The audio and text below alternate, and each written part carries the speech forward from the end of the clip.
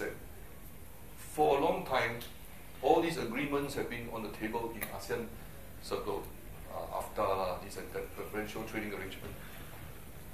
And finally, after so many years of knocking at one another, the predecessor generation of officials, those before Rebecca, before me, had come to a point where they get to know each other quite well.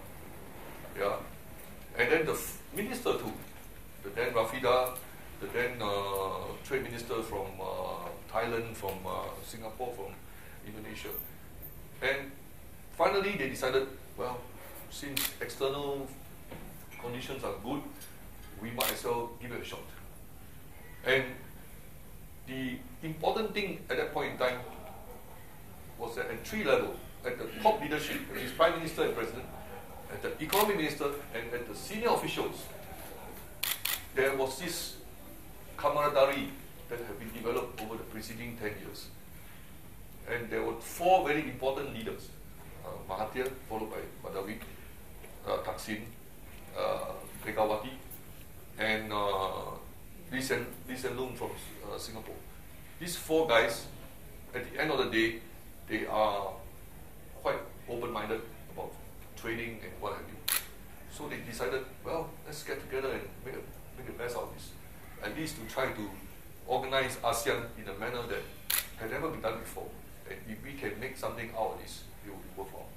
So at the level of instrumentality, all these agreements have been there, and the temptation from the Chinese offer.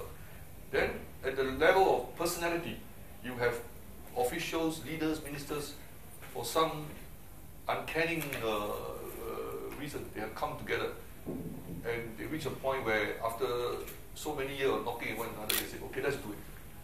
So that was a moment of what I call moment of enthusiasm in ASEAN history that can never be repeated. It is like today we call it Arab Spring. We had a time, a beautiful summer day after the rainy season.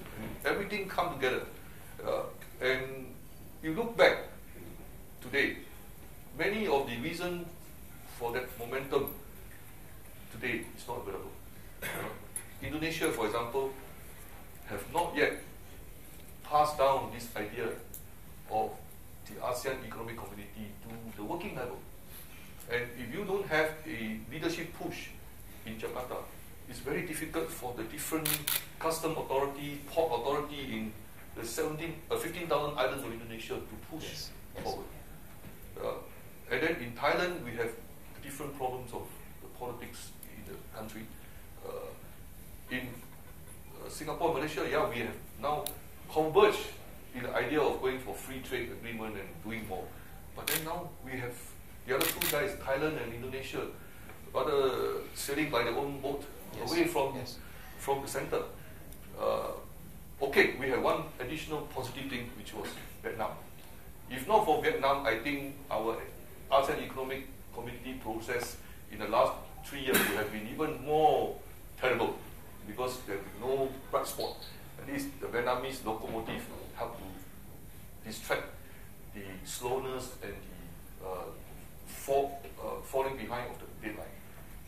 So now the question is whether this current situation, where we don't have the leadership push in Indonesia and Thailand, can be overcome.